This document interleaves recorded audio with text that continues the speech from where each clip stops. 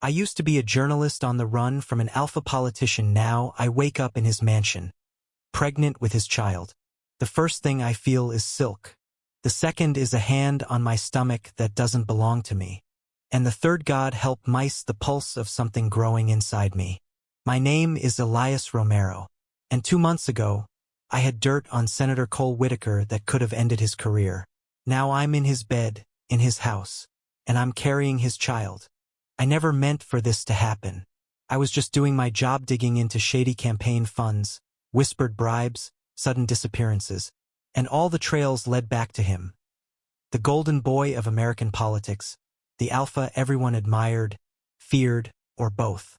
I watched him smile through press conferences while I cataloged his sins in the dark. He stood for family values while his backdoor deals reeked of blood and ambition. But he found me first. Not with a gun. With an offer. "You want the truth, Elias?" he said that night, as I stood outside my rented apartment, suitcase half-packed, ready to run again. "Come live in it."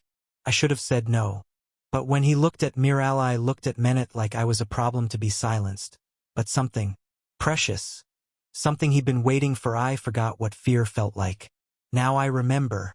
Every morning when I wake up in this mansion with golden faucets and guarded gates. I remember. Because I'm pregnant. And I don't know which version of him is real. The doctors say it's rare but not impossible. Some genetic anomaly. Male pregnancy in alphas like him documented, though still whispered like myth. The blood test didn't lie. Neither did the symptoms. Morning sickness, exhaustion, the tightness in my abdomen that no longer feels like a fluke. I tried to leave. I got as far as the elevator before the nausea crippled me and Cole's voice came over the intercom. "Please, Elias. Not like this." That night he held me until I stopped shaking. Said nothing. Just wrapped his arms around me like I wasn't the man who once tried to destroy him. Like I wasn't still trying to figure out if he deserved it. "I never hurt you," he murmured into my hair.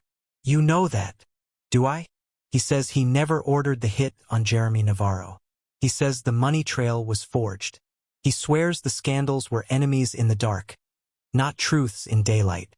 But I've lived too long in the dirt to believe that cleanliness is natural. And yet, he brings me tea at 2 a.m. when the cramps hit. He cancels fundraisers to sit beside me at appointments.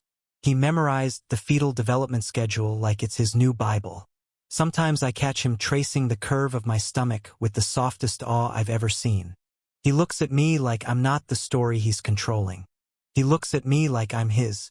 But love isn't always gentle. Sometimes it claws. We argue. Oh, we argue. "You don't get to play the good guy, Cole," I snap, flinging the dossier I've rebuilt on his campaign desk. "These people died. You can't love me and lie to the world." "I've never lied to you," he says calmly. "Not once. Maybe not in words." His jaw tightens. "You think I'm a monster, Elias?" I want to scream yes. I want to shove him back with all the rage he earned. But all I say is, "I think you're exactly what America deserves." And that terrifies me. He doesn't speak, just reaches for me slowly. And for reasons I can't name, I let him pull me into his arms again. I hate how safe it feels. Weeks pass. My belly grows. So does the silence between us. I've stopped writing. My laptop remains untouched on the marble kitchen counter, next to a bowl of imported pears I never asked for. I tell myself I'm gathering evidence, waiting for the right time to expose him. But deep down, I know the truth. I'm not sure I want to anymore, because he changed. Or maybe I did. He reads me poetry now, Baldwin, Neruda, sometimes even lines he scribbled himself and pretends are from some obscure French novel. He listens when I cry. He kisses me without asking, but only ever softly, and always with apology in his eyes. And then one night I find him crying, alone, in the nursery he built. I don't speak, just crawl into his lap like gravity needs us together.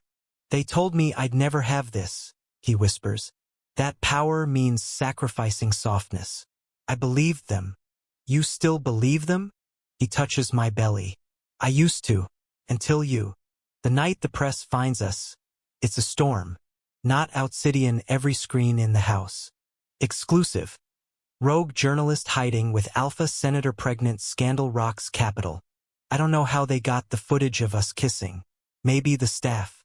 Maybe one of his own betrayed him. Go, I tell him. Save your career. Deny me. But he doesn't flinch. Instead, he calls a press conference. And he says my name. Out loud. On national TV. While holding my hand. Elias Romero is the father of my child. And the love of my life. I feel the world tilt. Then straighten. We don't disappear. We survive.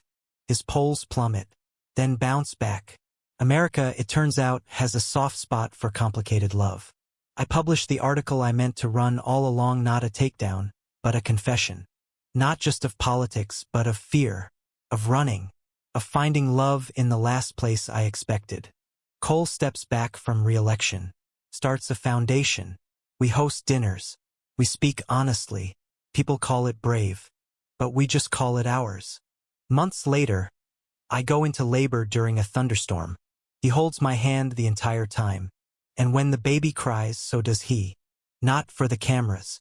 Not for votes. Just for us. And for the boy we name Isaiah, who came from truth, from chaos, and from the kind of love that doesn't fit neat headlines. But changes everything anyway. Thank you for listening. Don't forget to like and subscribe to stay updated with the latest videos.